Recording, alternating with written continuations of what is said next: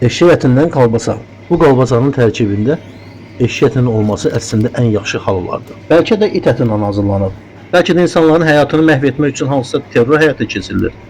Qısası, aidiyyatı qurumların nəzarətsizliyi insanların həyatını riskə atır. Amstor mağazalar şəbəkəsində Aymin MMC-yə məxsus zəvvar kolbasaları hədiyyəli şəkildə müştərilərə təqdim olunur. Yəni bu kolbasanı aldıqda üzərində sizə digər kolbasa hədiyyə olunur. Əsas məsələ ilə buradan başlayır. İlk əvvəl qeyd edim ki, müxtəlif dövrlərdə Azərbaycan Qida Təhlükəsizliyi Agentliyi Aymin MMC-nin kolbasa istehsalı zamanı bir çox qüsurlarının olduğunu aşkar etmişdir və beləliklə halal adı altında istehsal etdikləri kolbasaların tərkibində donuz əti aşkarlanmış və müxtəlif vaxtlarda cərimələr tətbiq olunmuş, həmçinin istehsal olunmuş məhsullar məhv edilmişdir. Gələk əsas məsələyə.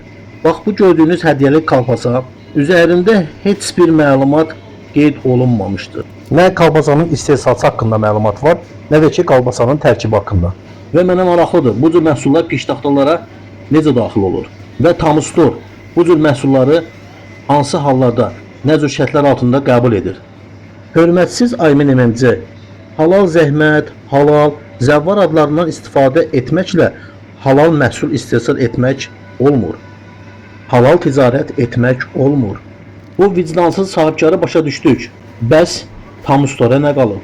Bəs Azərbaycan Qida Təhlükəsizliyi hara baxır və ya digər orqanlar öz işlərini niyə layiqincə görmürlər? Hörmətli izləyicilər, sizin fikirləriniz bizim üçün önəmlidir. Öz fikirlərinizi rəy bölməsində qeyd edə bilərsiniz. Videoyu bəyənməyi, paylaşmağı unutmayın.